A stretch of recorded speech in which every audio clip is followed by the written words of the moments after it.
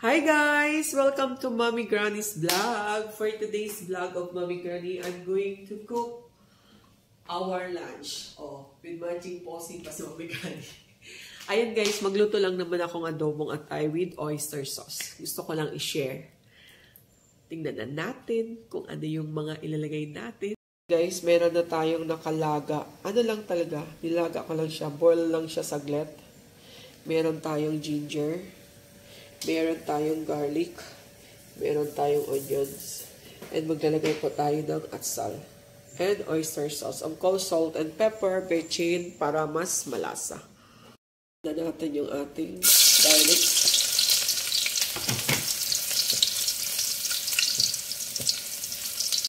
And ang ating onions.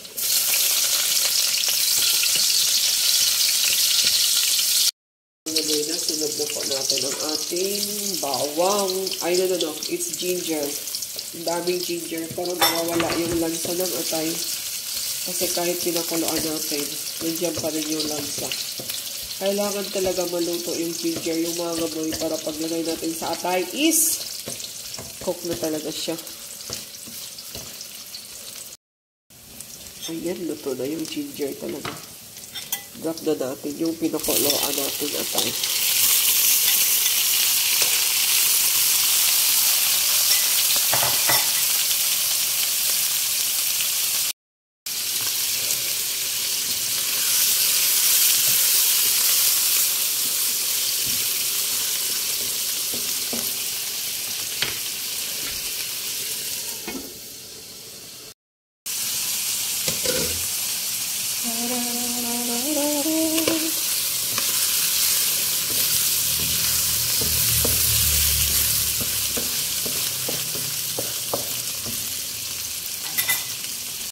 Guys, ng suka, dato puti.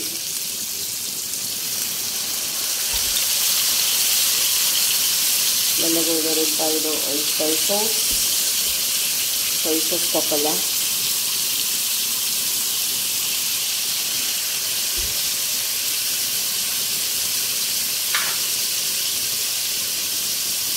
Salt natin. Baka mag-alat na. Ang ating paminta. Maraming paminta, masarap. Yun ang oyster sauce. Ay! Lagay din po tayo ng mamasitas na oyster sauce.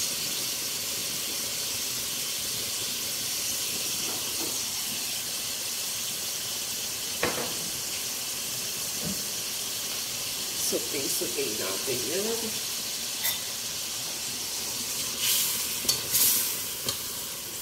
Hindi na po ako maglalagay ng tubig yan, guys.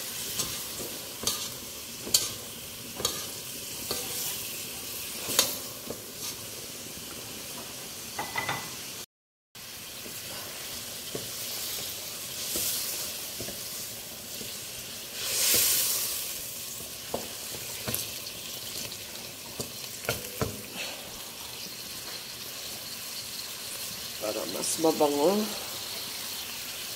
Kailangan guys, yung apoy mahina lang. Kasi matutuyuan ka agad yan, may oyster sauce. Ang oyster sauce ay nag-i-sticky kasi. Okay. Tikman natin maya-maya. Kunting concentrate, then we're done. Kasi pinakuluan na yung atay eh. Mapait kasi pag laging sinusot.